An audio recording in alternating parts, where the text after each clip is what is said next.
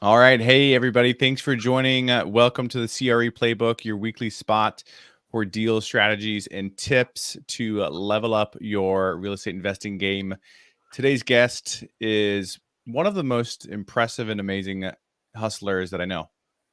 Good friend, good person, good guy. Just overall, somebody that you certainly want to get to know. And this time that we have together is not enough time, so we'll make sure that we get contact info and how to reach him and on social and other channels. So that way you can get in there and you can get to know him and get some value and bring value to him as well. So as a full-time investor of 6 years, just kidding. Jan Wanot owns and operates a portfolio of 225 cash flowing units across the country.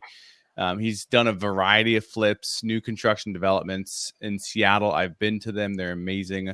The level of finishes and fixtures he puts in his place are second to none. He's the founder of Washington Real Estate Investing Club, a Facebook group where there's over 18,000 members all here in the Pacific Northwest, where we connect, share value, and really, really just encourage each other and again, share resources. I know that I have personally gotten a ton of value out of it. I try to give as much value back into it. In his spare time, Jan loves to stay active. He travels 3 months of the year and raises money for charities that he cares about and teaches real estate investing. Jan, I appreciate it. Thank you for being here. And I'm sure that I probably butchered your name, even though you told me about 5 seconds before we got on. It's all good, man. Thank you so much for having me on, Carl. Wow, what an honor not to be on the show. I mean, like, the podcast is a podcast. It's just an honor to know you and to see your meteoric rise in real estate investment. You know, you're just, ever since the day we met, I know you've been freaking grinding it out. And people are like, oh, even it surprises me. I'll come to you and I'm like, dude, how'd you find that deal? And how'd you find this money? And you're like, dude, I do this every day, day in, day out. Like, you know, eventually something good happens if you keep putting in the work. So I've seen you do that, and it's just cool to see your progress, man. I appreciate that, man. You know, I think too often people underrate or undervalue consistency, right? And it's just that daily stoicism, getting in, doing the work, even though it's a grind. It's just suffer, right? Just suffer through it and just get it done. Whether it's underwriting, deal sourcing, you know, I picked up endurance running. I know you're crushing it at the gym, but you know, for me, it's running. And, you know, I get in there every day. I run 6 miles, and being here in the Pacific Northwest, it is a true suffer fest running in. What was it yesterday? Yesterday was 30s, and wind was like 25 miles an hour. That was the most brutal I've been in so far. Damn, you're doing it. That's it. That's what it takes. That most people don't understand that's what it takes, or they're just not willing to do it. So right. You have to have respect for the people that are putting in work, and success. For sure. It's never an accident. You don't stumble your way into $1 million unless you had extreme luck and inherited it. Yep. But for the most part, none of this is by accident. So. Right. Well, speaking of which, you know, Jan, how did you get started? Where did you start? You know, were you just a prodigal son that jumped into the marketing space and really took off, or were you doing something different? Man, people often say, like, oh, I started from nothing and look at me now, I have these things. And I hear that and I'm like, I wish I was in your seat. I wish I started from nothing. That would be awesome. But actually, I started with negative 48,000. That's what I started with. So, immigrant from Poland. My dad made some decent money, but my parents got divorced shortly thereafter. And then we didn't see dad for a while. And so my mom raised us, on 3 boys on a $40,000 a year salary. And when I turned 18, I tried to get a credit card, and they said, Jan, Wanot? I said, yes. They said, you have $48,000 of judgments against you. And I was like, how could that be? I'm 18. I've never gotten credit. This is my first credit card. And my dad had the same first and last name as me, even though we had different middle names, different social security numbers. Still, this stuff ended up, some of his financial decisions ended up on my credit score and credit report. And so, I wish I started from nothing. It took me like 6 months just to get to zero, just to get to a clean slate with credit and finances. And I had some great examples of financial wealth and financial knowledge in my life, and I had some terrible examples, and they're both important, right? The lessons that stick with us the most are the things that hurt the most. And so, I had great examples of what to do, great examples of what not to do, and I credit a lot of my success to those examples, whether positive or negative. So don't discount those shitty, trying times or situations or people. It's like that stuff is really where you're going to learn the most, I think, to not repeat those mistakes. So that's how I got started with nothing. And I tried starting small businesses. I thought, this is America. Let's start a small business. I tried and failed at multiple businesses too. I gave them both about a year of effort. And they didn't pan out. And then I thought, okay, that didn't work. This was all, by the way, in my spare time, either during college, nights and weekends, or once I got a job at Boeing. Again, trying to start a side hustle and a side business during nights and weekends. So my third one was, I'll try to fix and rent a house. That could be a business. I've read books about it. I've heard of Bigger Pockets. And so I did that. I found a house after I would say 3 to 5 months of looking every day on Zillow, Redfin, and Craigslist. Of all places, I found my first house on Craigslist, and it was kind of in the hood, and there was pretty shady characters all around it. But I figured, I can buy this with like 5% down, owner-occupied loan. I can house hack it. I didn't know that's what that was called, and then I'll rent some rooms out to some young guys. They won't mind the area. And I did that. So I found my first house on Craigslist and got it fixed up. And my mortgage is $1,150, and I was bringing in $1,650 from renting the rooms to these guys. And I was like, oh my God, I just made $500. Now, of course, looking back on it, I'm like, well, I probably made like nothing because CapEx, maintenance, vacancy reserves, right? I wasn't accounting for any of that. I was just like, I'm rich. I made $500 without doing any work this month. I just own an asset. And so the light bulb went off, and I quit Boeing, and I said, this is it. This is my future. And so I bought and renovated 10 units in my first year and got those all stabilized and cash flowing. And that's how I got started. It's crazy, man. That's huge. How did you get over the stress of that first event, right? Where you all of a sudden you're not even into your side business, and all of a sudden now you're trying to get this credit card. How did you deal with that? Like, what went through your head?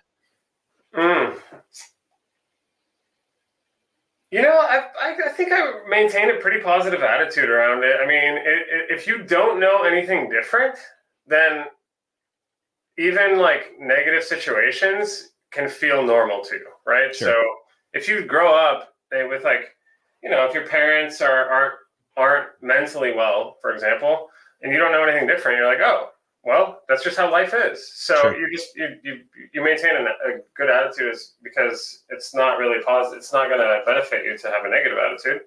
At least that's what I figured out. I'm like, well, let's just make the best of it. So it didn't really, even though it sounds like rough, it wasn't that rough in the moment, honestly. Yeah. Growing up poor, it's the same thing. It's like, yeah, we were poor, but I didn't really notice until other people shared their experiences. I'm like, oh, wait, I wait in a different school lunch line and I get lunch for free and some other people pay for lunch. And that's when you start to notice, right? Yep. I'm like, we don't pay for housing. Like, oh, we're on Section 8. That's interesting. Like, you don't realize it until other people talk about it. And then you're like, oh yeah, I'm a little different. But ultimately, it doesn't really matter if you're adjusted to it. So even if you're in a bad situation, I think humans are incredible at adjusting to any situation. That's incredible, man. That's huge. Is there something in particular that you do? I know, again, you lift, you're big into physical activity.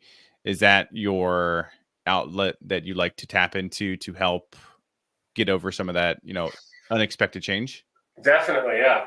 Yeah, I think it's critical to have some physicality involved in your day. I Sure. mean, Carl, I know you do the cold plunge, you do distance running, right? I think it's really important, especially doing real estate investment. I mean, Yep. we're in spreadsheets all day. We're looking at numbers. Like, it's all very heady. It's all very like right brain, heavy, Yep. excuse me, left brain, just like logical process, structure. And it's nice to get out of that for a moment and get back into your body. So I think it is very critical to emotionally regulate through whatever means you find necessary that's healthy. So for you, Yeah. it's, for me, it's sauna, it's weightlifting, it's some recreational sports. I'm taking this Friday off and we're going skiing. Nice. So I think it is really important. I think, even though there's this funny culture, or it's almost like a meme now where everyone likes to poke fun at, oh, you're a freaking entrepreneur, bro, that all you do is cold plunge and sauna and wake up at 2:45 a.m. But you know what? Those are real emotional regulation techniques, and Yep. you have to be emotionally regulated to have success in this business. Sure. And so, who cares if people poke fun at you? If it's working for you, absolutely do it, right? Yep. I mean, there's people that say you don't need any of that stuff. Just work. Work is what's important. Well, guess what? Most people, myself included, can't just start working. We have to prepare ourselves emotionally and mentally to perform. And so Right. I think it's completely fine to do as many odds and ends. If they're working for you and they're healthy habits, absolutely do that stuff. Why not? So Yes. you start off the day physical? Yeah, I love to lift weights. I have friends that are in real estate that I lift weights with. That's an Nice. awesome social activity as well. Again, you have to figure out ways to emotionally regulate yourself. If I don't socialize a little bit every day, I go a little psycho. Yep. Even though my team is 13 people now, they're not here. They're not at my house. I'm by myself in front of a computer for 10 to 12 hours a day. Yep. Yeah, we're on Zoom. It's not the same. So, Nope. I love to start my day with some socializing and some heavy lifting and work. So that's how I emotionally regulate, and it sets me up for success in this business. That's great, man. This morning was the first time I went running with somebody else. Usually, it's earbuds in and just kind of grind it out. And man, it was so much more enjoyable that run going with a commercial broker, loan broker, and it was fun. It was great. He was another ultra runner, so I was getting my ass kicked, getting left in the dust, but thankfully he didn't drop me. But That's that great. being said, it's great. The social and the physical aspect really get you geared up for the rest of the day. Yeah, there's a reason that all the top athletes in the world train with partners, even Yep. if you're doing an individual sport. Yep. Everyone trains with other people because we are a social species, and you can go further with others. You know, especially like, are there a couple of outliers to this? Of course, but Sure. generally that is a rule, and there are some outliers and exceptions, but that is the rule: is you can perform better with others. So don't be cooped up by yourself all day in your own house. You have to get some social aspect to this business, otherwise it's going to be hard to make it. Right? You also don't, if you're by yourself too much, you don't know if the ideas you're executing on are the best Right. possible use of your time. I see this all the time with new people. They just don't know what activities are going to produce the most value. Hmm. And until they're told that, or until they close a deal and they're like, oh, wow, talking to owners and analyzing properties and looking at the market is the thing that got me these results, not doing graphic design to make a really cool company logo and opening an LLC. That Right. creates zero value for anybody. There are very few activities that are actually going to make you a very successful real estate investor. And I think the top ones, when you're just getting started, are talking with owners or brokers or wholesalers every day, no excuses, analyzing deals and looking at the market every day, Yep. And once you have some success and you own some properties or you've done some flips and you've got some capital, then it's starting to build a team. So you can go further with other people. Yep. That's what I found. That's what I'm not that far along, as you know, Carl. Like, I own a couple hundred units. There's guys that own 20,000 units that could probably tell you a slightly different story. But I promise you, those things that I just mentioned are going to get you the head start when you're just getting started. And once you get a few projects under your belt, starting to build your team and build out teams in general and processes is kind of the next step that's going to help you grow. You know, I started building a team last year. Right, I've obviously partnered with other operational people.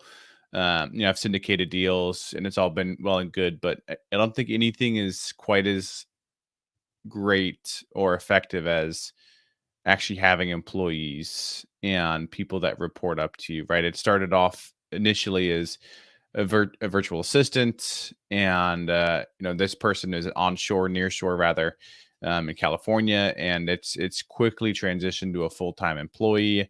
And then now she, you know, that particular person also helps me manage other, you know, virtual assistants, which are ramping up in time as well. And so I think now that I've got this, you know, decent little ecosystem, it's hugely beneficial. Now, again, I don't get the value of everybody being on site in an office together, which I'd be interested in, you know, what you do and how you recommend folks here, at least in the Seattle market, to overcome that hurdle, right? You know, solopreneurs, side hustle people.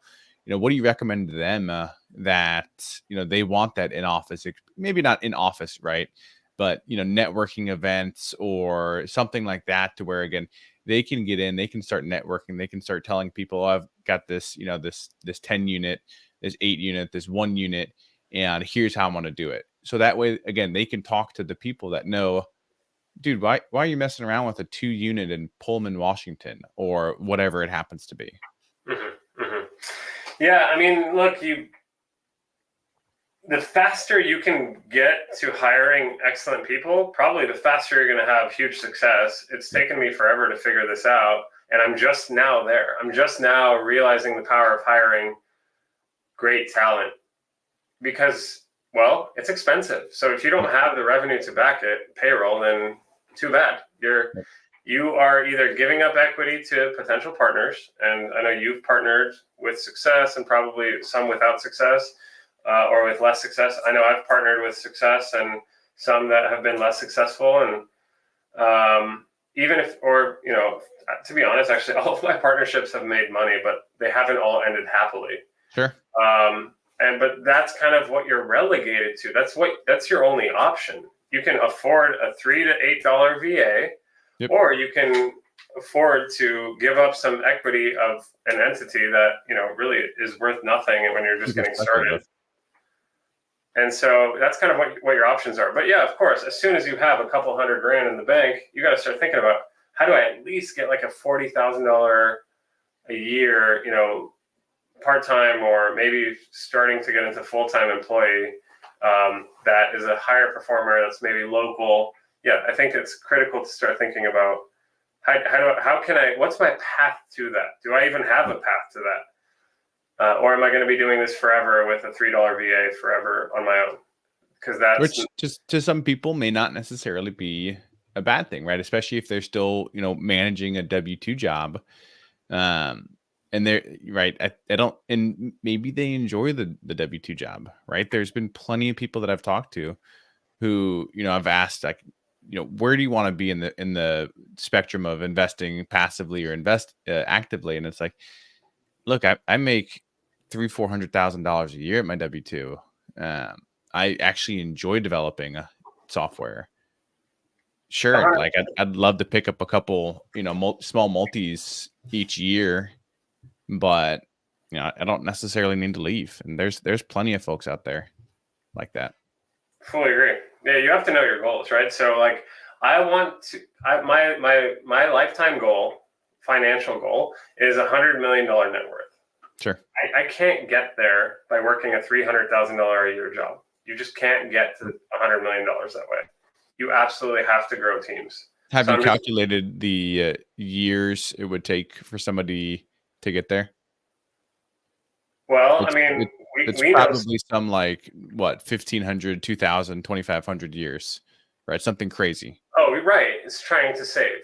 Yep. Absolutely. Right. Save and maybe passively invest. It's just, not everyone has that goal, and that's totally fine. Yep. My mom made $40,000 a year and still makes $40,000 a year. And guess what? She's one of the happiest women I know, one of the Yep. happiest humans I know. Money does not equate happiness. Money can give you more options in life. And yes, you need a basic level of income to have happiness, right? Otherwise, Yep. your basic needs aren't being met. But for the most part, I mean, once you're making six figures, whether you're making 200 grand or 300, you can be Doesn't the make a same level of difference. happiness, right? And so ultimately, know your goals, right? If your goal is 100 million, yeah, you better start building teams. If your goal is a billion, you absolutely cannot do it without building teams. Yep. And if your goal is $1 million, then do what you're doing. Do whatever you're doing. You'll probably make it there if you just work hard. Yep. Cool stuff, man. Well, I know clearly with 225 units, especially cash flowing, you're not doing single families here in Seattle or only Seattle. What are you working on now? How'd you make that transition? Sure. Yeah. I focus primarily on mobile home parks now, and I'm focusing on growing Wari now. So Wari is the online Facebook group, and I'm working on making that more of a platform so that I can have coaches that teach specific topics to people that want to be taught specific topics locally.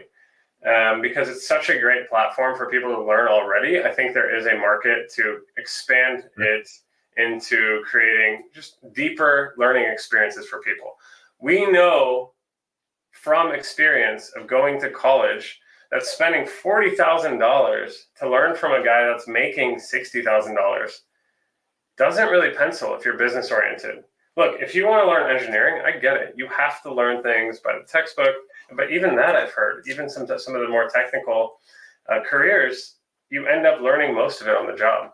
Right. And so I think people are seeing the breakdown and the lackluster nature of American education, even higher education, which is purported as the best in the world. But I think people are seeing that, look, if they want to do something specific, they should just learn from the people that are currently executing on that.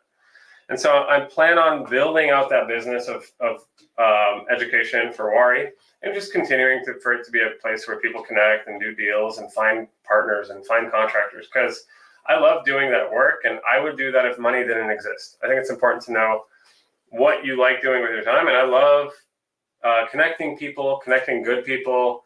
I love creating and fostering community, and so I would do that irrespective of if it made money or not. But why not make it make money? Because then you're forced to create value. That's the fun game, right? And in terms of the mobile home park business, yeah, I want to continue to buy mobile home parks that are cash flowing, because as you said, it's difficult to really live a life based on just buying one or two single family homes a year and making those cash flow $300 a month, $100 a month. If you're buying them at 7% interest rate, maybe negative $500 a month. Yes. Right. And so mobile home parks are what I focus on now. And they're great because they're recession resistant. It is the bottom of the totem pole in terms of American housing product. It is the cheapest housing in America. I have a park where we charge $310 for lot rent. So if you own your own home and you put it in that park, all we charge you is $310. So I don't care who you are. If you're an able-bodied American, you can earn $310 in 2 days of labor, max. And that is we're serving a critical need, because people that are disadvantaged economically, they don't have a lot of other options. You either pay in that market, $750, $800 for an apartment, or you pay $300. It's a big difference. It's more than double the price to rent an apartment in that same city that I own that park in. And so I love doing affordable housing because, we grew up poor, and it's a much needed product. We love providing it. We hire really good property managers to manage it. So I'm not doing the day-to-day. I'm really an asset manager. And even that, I have an asset manager now that manages about half the parks. And so it's been really wonderful to grow that business, and I want to buy more because they're far better cash flow than single family.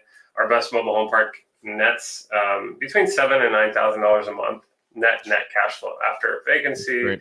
How big? everything. That's a 51 unit. Nice. And so, my best single family home, while really good, it's not that. I mean, my best single family home cash flow is about $1,000 to $1,400 a month, which is really good for a single family. That's great for Seattle. That's huge. For a long-term rental in Seattle, it's great. I'm super happy with that. Almost $1,500 a month, but it's still not $6 or $7 or $9 grand. And they're the same amount of work to me. Same amount of work. So yep. Because once you're starting to make bigger revenue, you can actually afford to hire the bookkeeper and the full-time property manager and the maintenance guy and the asset manager, and start building a team. And if you want to learn more about that, keep listening to Carl's podcast. So you're continuing to scale that portion of the business. What do you got going on right now? How are you funding them? Are you syndicating? Are you doing JVs? What's your structure? Yeah, so it's been a tough year. 2023 it was the first year we did not buy a mobile home park for the entire year, which is tough for sure. I know quite a few big operators that are in the same boat. It was difficult to buy good deals with rates where they were. We are continuing to hit the ground hard this year. We have an acquisitions team, cold callers, an acquisitions manager, and that's how we find them. We fund them. If it's a smaller deal, the smallest park we would buy is a 30 unit, at least 40 out of state. Locally, we prefer about a 30. And if it's a smaller deal, we can use our own cash, or we can just do a JV if we just need a couple $100,000. Yep. And if we need about $500,000, we would just syndicate it. It's pretty standard, 506B. Yep. Nice. Yeah. What's been one of the biggest challenges with the mobile home park? Last question before we move into this week's triple threat. What's been the biggest challenge about the mobile home park space?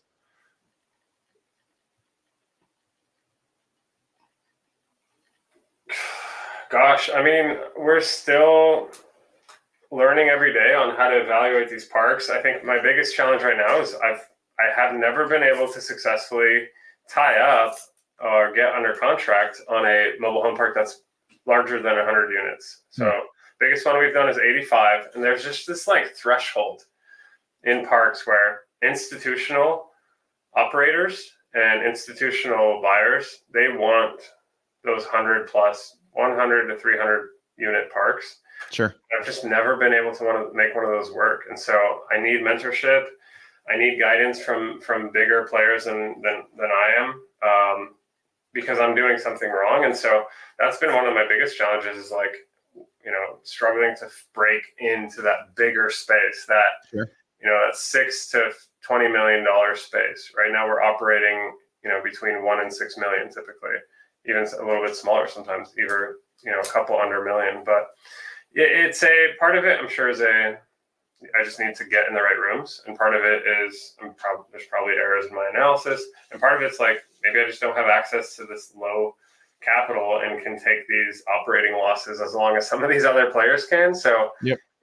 It's just still need to learn. But in terms of operations and acquisitions, there hasn't been big challenges. It's just been great. There's headaches, but there hasn't been anything major. I can seriously recommend mobile home parks, as long as you're doing proper due diligence on the asset and you hire quality management. It is totally achievable to operate and buy these parks for the average person. Would you recommend somebody going out and buying it on their own, partnering up with somebody else? I guess it just depends on their experience. So it's too broad of a question for you. Buying your first mobile home park. I know we talked about the transition, but buying your very first mobile home park, we got 30 seconds. Why? What made you choose that asset class? we've been on the longest bull run ever in American history, and I thought the bottom was going to fall out. So I started researching recession-resistant asset classes. That wasn't the first reason. The second reason is that I was tired of physical things breaking that I owned in my properties. I had 3 washing machines break in a month, and I said, I don't want that anymore. With mobile home parks, I don't own the homes. The people own their own homes. I just own land and utilities, which don't break that often. And the last reason was just to scale, right? So to be able to buy 50 units at a time and cash flow more, as opposed to just buying, 1 or 3 units at a time. Makes sense. Great answer. I appreciate it. So moving into the last segment, I know we answered and talked a lot about the responses from the triple threat, right? What are you doing physically to stay fit? What are you doing mentally to stay agile? And what's your end goal from a financial perspective? Can you just real quick bullet those out for us? Can you say them one more time, please? Yeah. Physically fit. You lift, right? Mental agility. What do you do there? Do you read? And then financially speaking, you talked about your net worth goal. Yeah. I mean, I've touched on these, but basically, I love to eat really clean, whole foods, unprocessed foods 80% of the time. 20% of the time, I love to eat whatever the hell I want, junk food, anything. It doesn't matter because 80% of the time, it's all clean and super healthy. And I love to lift weights and play recreational sports. This Friday, I'm going skiing, and I said, hey, I got to be back by 4:30 because I got to play volleyball. So It's great to stay physically fit for me. For mental acuity, I definitely read. I love to learn things and then share them with people. People think they don't have a lot to offer when they're just getting started, but you always have something to offer because you can spend the next hour learning something and then diluting that learning and sharing it with someone else. Yep. And that is one of the best ways to learn is actually teaching, being able to teach it. Yeah. If you can't succinctly explain something, then you haven't mastered it. You don't fully understand it. So if you can't explain it to a 10-year-old, you don't fully understand it, keep learning. So that's how I like to learn, is learn until I can teach it to somebody else, and I love teaching. And in terms of finances, yeah, you heard my net worth goal, but I also want to impact the lives, directly want to impact the lives and add value to the lives of 1 million people, which is a big goal. And I want to I want to provide affordable housing to 10,000 humans directly as my tenants. Currently, we're at like 600, give or take 50. So we have a long way to go there too. And those are some of my goals around investing. Good stuff. Well, Jan, I appreciate it. How can people get in touch with you and join the WARI Facebook group? Yeah, the best way to get in touch with me is on Facebook. Just look me up by my name. And the best way to join the Facebook group is by going to facebook.com/groups/WAREI. Answer the 3 questions and you will be added automatically. If you don't answer the 3 questions, you will wait in the queue and we'll get you in eventually. Do you need to be a Washington resident to join? You do not. We welcome folks from all over.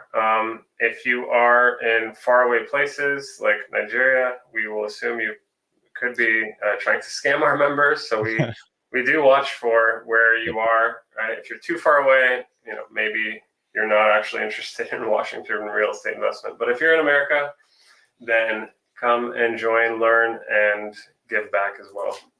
Love it. Well, Jan, I appreciate you. This has been super. And thank you so much for joining us today on the CRE Playbook. Thank you, Carl. Appreciate you. Take care.